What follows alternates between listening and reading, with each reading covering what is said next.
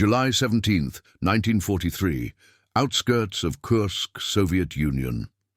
As the dust from the largest tank battle in history settled across the scorched Russian steppe, Obersturmführer Klaus Reinhardt of the SS Panzer Division wiped the sweat from his brow and surveyed the smoking hulks of American Sherman tanks strewn across the battlefield. Inferior machines, he noted with professional satisfaction in his combat report. We can continue to outmatch these crude American vehicles indefinitely. Before we dive into this story, drop a quick hi in the comments and tell me where you're watching from. It really helps support the channel. What Reinhardt and the entire German war machine were about to discover would shatter not just their technical assumptions, but the very foundation of their belief in German superiority. The morning air was crisp at the Henschel & Son manufacturing facility in Kassel, Germany. Colonel Otto Müller, a decorated veteran of the Polish campaign and now head of the Wehrmacht's Panzer Development Commission, strode purposefully across the factory floor. Despite the occasional Allied bombing, the facility maintained its reputation for precision engineering. Massive overhead cranes moved components of the fearsome Tiger tanks through various assembly stations, each station a testament to German craftsmanship and attention to detail. "Herr Dr. Weber," Müller called out to a thin man in wire-rimmed spectacles who stood examining technical drawings. "I've brought our reports on the American M4 tank."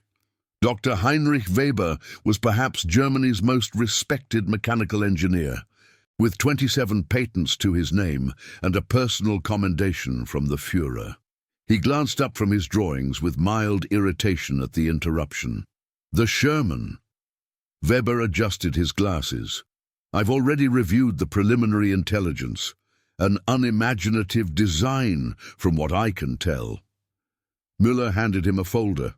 "Yes, but these are fresh field reports from our Eastern Front commanders, along with technical assessments from captured specimens." Weber took the folder and leafed through it methodically. As he read, a slight smile formed on his lips. "Medium armor, only 75mm main gun. Gasoline engine that catches fire easily. Quite unremarkable." He paused on a particular page. "And they claim production estimates of over 1 Rurun units per month?" Weber laughed dismissively. "Absurd! No nation could maintain quality at such numbers. They can't produce that many without significant compromises. Intelligence suggests they've established new production facilities solely for these tanks," Müller noted. Weber waved his hand dismissively. "Even so, our Tiger requires 300. 0 man-hours to produce. One cannot simply mass-produce sophisticated war machines like they're canned goods. German engineering excellence cannot be rushed or replicated." Across the Atlantic, on the same morning, Thomas Harrison wiped grease from his hands as he walked the production floor of the Detroit Tank Arsenal in Warren, Michigan. At 47, Harrison had spent 25 years at Ford before being recruited to oversee tank production operations. The facility sprawled over 113 acres under a single roof, the largest factory building in the world at that time. "Morning, Chief," called out Eleanor Williams, a former housewife now supervising the assembly line's third shift.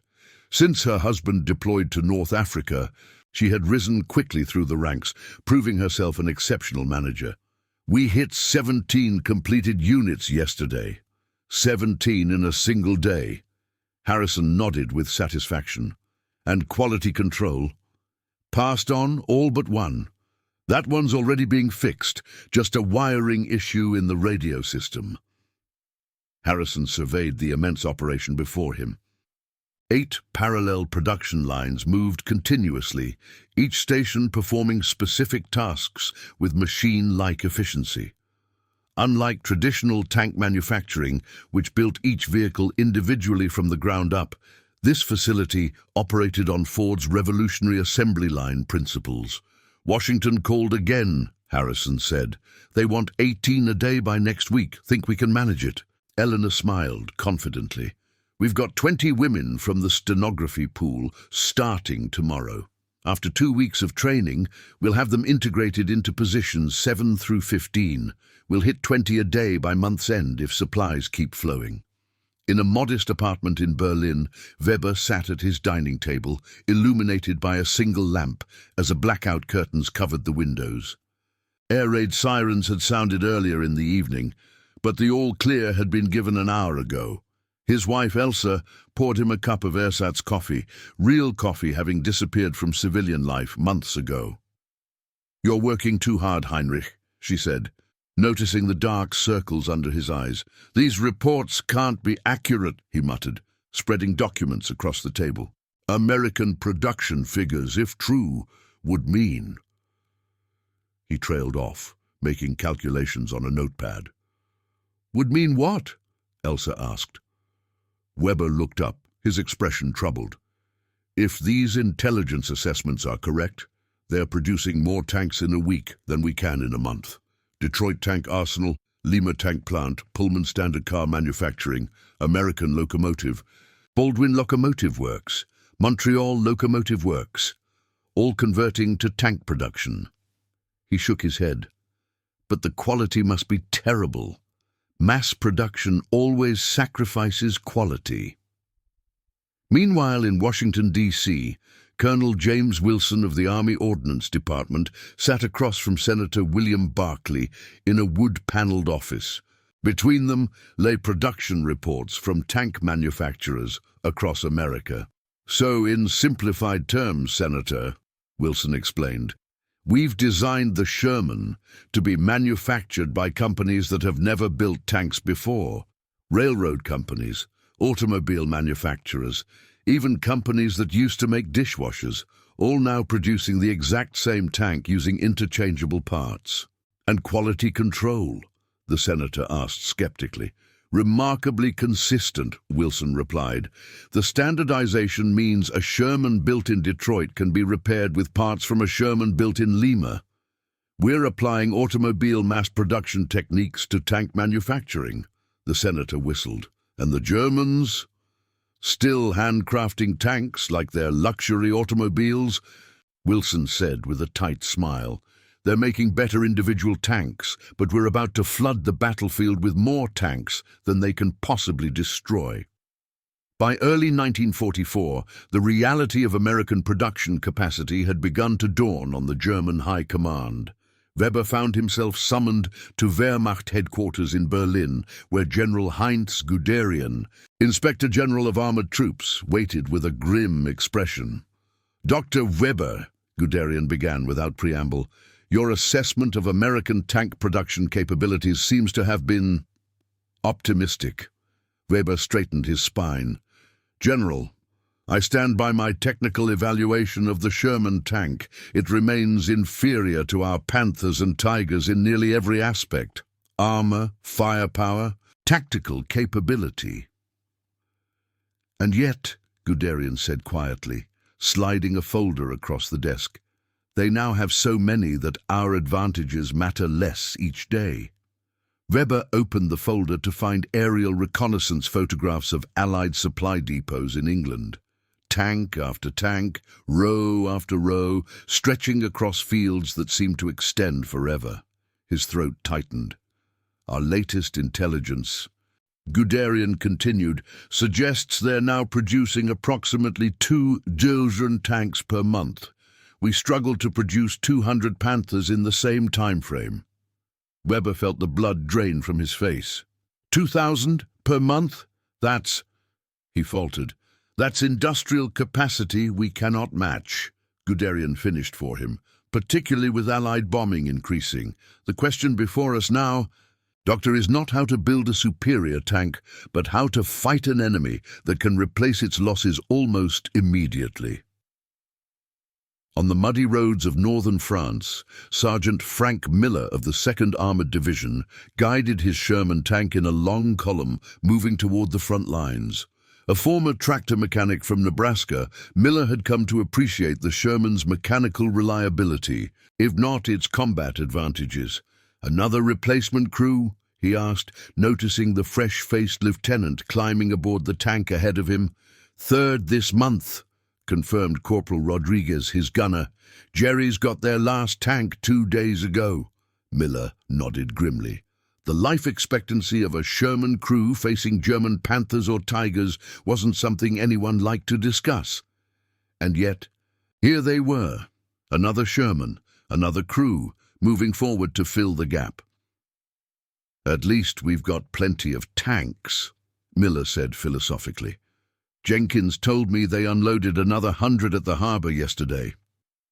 Rodriguez checked his machine gun mounting for the 5th time. "Yeah, and the Germans have got to be running low.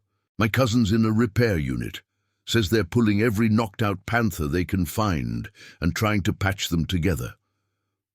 By mid-1944, Weber had been reassigned. The prestigious Tank Development Office had been relocated to a former textile factory in Saxony, away from the increasingly devastating Allied bombing raids on major German cities. His new task was not designing newer, better tanks, but finding ways to simplify existing designs for faster production. Weber stood before a group of engineers, many looking exhausted and underfed, as rationing had become increasingly severe throughout Germany. "Gentlemen," he began, his voice echoing in the cavernous space, "our situation has changed. We must acknowledge certain realities." He paused, finding the words difficult. "The Panther remains a superior fighting vehicle. However, we are now facing an enemy that has chosen quantity over quality, and we must adapt." A young engineer raised his hand. "Sir, if we simplify as suggested, won't our technological advantage erode?" Weber nodded slowly. "A Panther that exists can defeat a Sherman. A perfectly designed Panther that never leaves the drawing board defeats nothing." He pointed to the production charts on the wall. America has fully embraced mass production. Their workers, many of them women with minimal technical training, are completing a Sherman tank approximately every 30 minutes. A murmur of disbelief swept through the room. "I was skeptical too," Weber admitted, "but I have reviewed the intelligence personally. Their approach is fundamentally different. While we craft, they assemble. Their factories run 24 hours a day, untouched by bombing, with limitless raw materials." He took a deep breath. "We must learn from this or perish beneath the weight of their production capacity." In the Pacific Theater, Lieutenant Commander Hiroaki Tanaka of the Imperial Japanese Navy stood on the deck of a transport ship, watching as captured American equipment was unloaded at Kure Naval Base. Among the prizes was a largely intact Sherman tank, seized during fighting on Guam. Tanaka approached Colonel Yukio Nakamura of the Army Technical Bureau, who was supervising the offloading. "Quite a specimen," Tanaka commented. "I understand you'll be conducting a thorough analysis." Nakamura nodded, eyeing the Sherman with professional curiosity. "We've heard much about this American tank. Our German allies have shared some technical data, but seeing it in person." He circled the vehicle slowly. "It's less sophisticated than I expected." "Sometimes simplicity has its virtues," Tanaka replied diplomatically. A week later, Tanaka received an invitation to observe the technical evaluation of the Sherman. In a large workshop, the tank had been partially disassembled, its components laid out methodically for examination. Nakamura greeted him with uncharacteristic excitement. "Commander, you must see this. Their manufacturing approach is unlike anything we've encountered." He led Tanaka to a table where various parts were displayed. "Notice these welds, consistent, clearly done by machine rather than by hand. And here," he pointed to the transmission housing, "see how these components are designed for ease of assembly rather than optimal performance." Tanaka, himself an engineer by training, leaned closer. The tolerances are quite generous. Exactly, Nakamura exclaimed. They've designed this vehicle to be assembled by workers with minimal training. The quality is adequate, not exceptional, but the implications for production speed are enormous. Another officer joined them, holding a folder. Colonel, we've completed our assessment of the Shermans' manufacturing requirements. Based on our analysis, using our current production methods, each vehicle would require approximately 54,000 man-hours to reproduce. Nakamura's expression darkened. And the Americans? Intelligence estimates between 8,000 and 10,000 man-hours per unit, sir. The room fell silent as the implications sank in. Japan, already struggling with limited industrial capacity and raw materials, could never hope to match such efficiency. Back in Europe, SS Colonel Kurt Meyer stood in a Norman apple orchard that served as his unit's temporary headquarters. Before him, spread across a makeshift table, was a map showing the disposition of Allied and German forces following the D-Day landings. Another counterattack failed, reported Major Hans Schmidt. Our Panthers destroyed 7 Shermans, but then had to withdraw due to fuel shortages. And the Americans? Meyer asked. They simply brought up more tanks, Schmidt said, frustration evident in his voice. By evening, they had replaced all their losses. Meanwhile, 3 of our Panthers remained disabled due to mechanical issues, and we have no replacement parts. Meyer studied the map silently. After a moment, he asked, What's the current strength of the American 2nd Armored Division? Intelligence places them at approximately 232 operational tanks, despite heavy fighting over the past week. And our combat-ready Panthers? Schmidt hesitated. 17, Herr Colonel, with perhaps 5 more operational by tomorrow if the repair teams work through the night. Meyer's hand curled into a fist on the table. We kill their tanks at a ratio of 5-1, sometimes 10-1, and still they advance. How can we fight such industrial capacity? In Detroit, Eleanor Williams now served as the primary production supervisor for the tank arsenal's day shift. The facility had hit its stride, with Shermans rolling off the assembly line with clockwork precision. Mrs. Williams? A young worker approached her station. The new transmission housing molds are ready. Quality control says they'll reduce installation time by 7 minutes per unit. Eleanor made a note on her clipboard. Excellent. Implement the change on all lines starting tomorrow. Yes. Ma'am, also Mr. Harrison wanted to know if you'd seen the new production targets from Washington. Eleanor took the telegram the worker offered. As she read, her eyebrows rose. 24 per day by August? We're already at 22. Mr. Harrison said you'd say that, the young woman smiled. He also said to tell you they're sending another 60 workers from the Willow Run bomber plant to help us meet the target. Eleanor nodded thoughtfully. We'll need to reconfigure stations 12 through 15 to accommodate the additional personnel, and tell maintenance we'll need to reduce the standard changeover time between shifts. As the worker departed, Eleanor allowed herself a moment of reflection. 2 years ago, she had been managing a household, not a production line responsible for building machines that would help determine the outcome of the war. Her husband's last letter had mentioned encountering Sherman tanks in Italy, perhaps ones she had helped build. The abstract numbers, 22 tanks per day, almost 700 per month from this facility alone, had begun to take on profound meaning. Each tank represented American lives, both those who built them and those who fought in them. In November 1944, Weber found himself in a very different circumstance than he could have imagined a year earlier. The once prestigious engineer now worked in a partially underground facility in southern Germany, where the remnants of Panzer development continued despite increasingly dire national circumstances. Allied bombing had made large-scale industrial operations nearly impossible in most German cities. Weber reviewed the latest field reports from the Western Front with a growing sense of despair. American forces were now fielding a variant of the Sherman equipped with a more powerful 76mm gun, partially offsetting the German qualitative advantage. More troubling, the sheer number of Allied tanks meant that German forces were consistently outnumbered, often by factors of 5 to 1 or greater.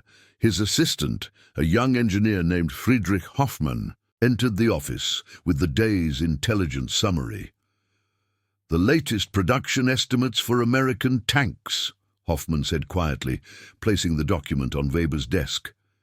Weber scanned the figures, then removed his glasses and pinched the bridge of his nose. 49,000, he said, barely above a whisper. "Sir? 49,000 Sherman tanks produced to date. That's more than every tank Germany has built since 1933 combined." Weber stood and walked to the small window that offered a view of the forested hillside, concealing their facility. "I once scoffed at the idea they could produce even a fraction of this number." Hoffmann remained silent, unsure how to respond to his superior's unusual display of emotion. "Do you know what's most remarkable, Hoffmann?" Weber continued. "It's not just the numbers. Reports indicate that despite being produced across multiple facilities by workers with minimal training, the Shermans maintain consistent quality and reliability. Their standardization of parts, their assembly line techniques." He shook his head. "We believed craftsmanship would triumph over mass production. We were wrong." On the outskirts of Bastogne during the Battle of the Bulge, Sergeant Miller and his crew huddled in their Sherman, the engine running periodically to provide some heat in the bitter December cold. Their tank, nicknamed Nebraska Nice, had survived 3 months of continuous combat, an almost miraculous feat. "Supply trucks coming," Rodriguez announced, peering through the vision slit. "Maybe they've got mail." Miller opened the commander's hatch and climbed out, stamping his feet against the cold as he walked toward the approaching truck. The driver, a fresh-faced private who looked barely old enough to shave, jumped down from the cab. "Sergeant Miller, I've got your replacement parts, generator, track sections, and the new gun stabilizer you requested." Miller whistled. "That was fast. We only reported the stabilizer issue yesterday." The private shrugged. "New system. Requisition goes by radio to headquarters, gets relayed to the supply depot, and parts come out same day when possible. Here's the manifest. Just sign at the bottom." As Miller scrawled his signature, he asked, "Heard anything about reinforcements?" "We've lost 8 tanks in our company over the last week. 10 replacement Shermans arrived at the battalion CP this morning," the private replied, "complete with crews. Word is there's another 50 being offloaded at Antwerp. Should be at the front within 3 days." Rodriguez had joined them and overheard the conversation. 50? Jesus. "You know what a captured German officer told me last week?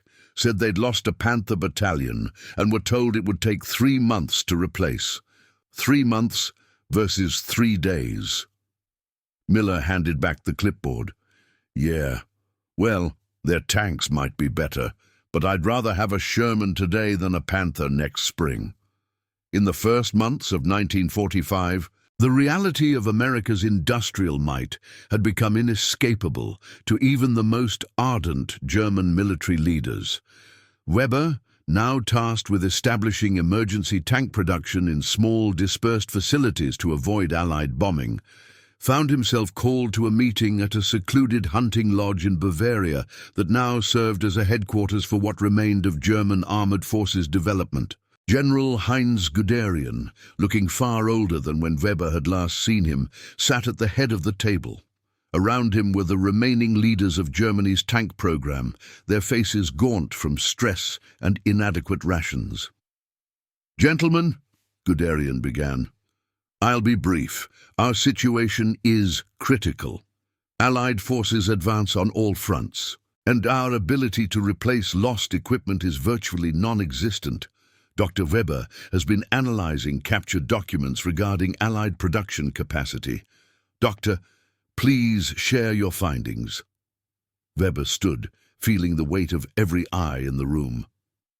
The United States has produced to date approximately 49 Sherman tanks. Production continues at a rate of about $2,000 per month. He paused, allowing the numbers to sink in.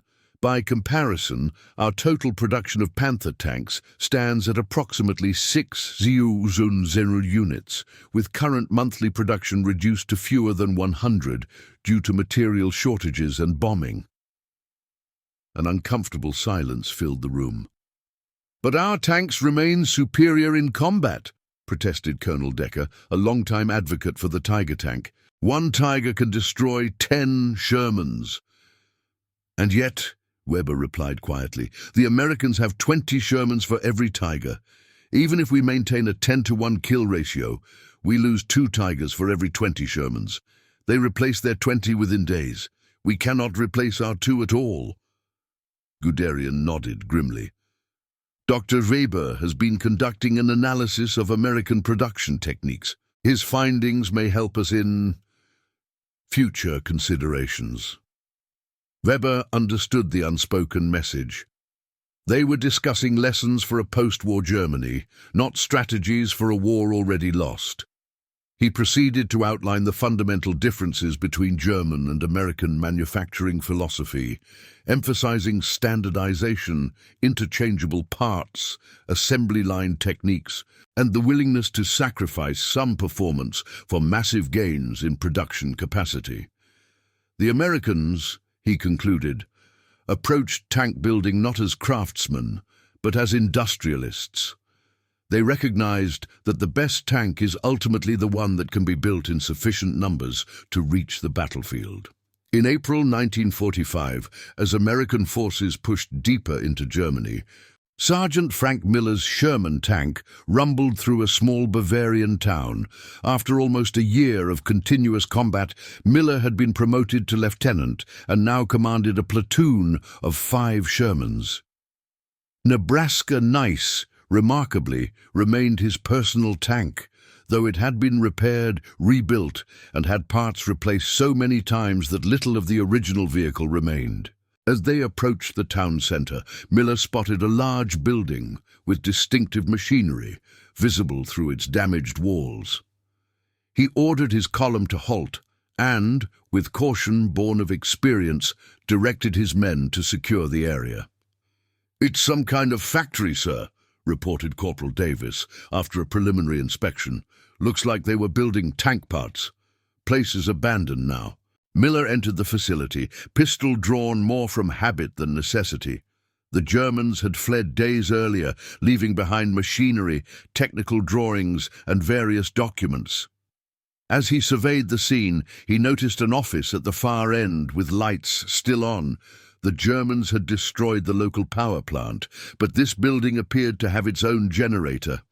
Approaching cautiously, Miller found an elderly man in civilian clothes, sitting at a desk, calmly organizing papers. The man looked up as Miller entered, showing neither fear nor surprise. "I've been expecting you," the man said in accented but clear English. "I am Dr. Heinrich Weber." Miller kept his distance, suspicious. "What are you doing here, Doctor? Everyone else has evacuated." Weber gestured to the papers before him, preserving knowledge, technical specifications, production techniques, engineering calculations. Too valuable to destroy, too important to abandon. He studied Miller closely. "You've seen combat. A great deal of it, I would guess." Miller nodded warily. "Since Normandy." "Sherman tank commander," Weber observed. "May I ask how many tanks you've gone through?" The question caught Miller off guard.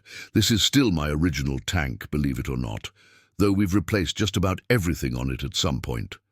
Weber smiled thinly. "That is precisely my point. The ability to repair, to replace parts, to keep fighting." He picked up a technical drawing of a Sherman tank. I once dismissed these as inferior machines, mass-produced with little craftsmanship. I was wrong in the ways that mattered most. Miller relaxed slightly, holstering his pistol. Our boys in the factories back home kept us supplied. A broken track, a damaged engine, parts would arrive sometimes the same day. While we built tanks that were engineering marvels but couldn't be maintained in the field. Weber nodded. The final numbers tell the story. 49 Zulren of yours against fewer than 6 Zulren of our Panthers. Quality requires quantity to be effective. 2 days later, Weber sat in an American intelligence officer's tent, providing information about German manufacturing techniques and technical specifications.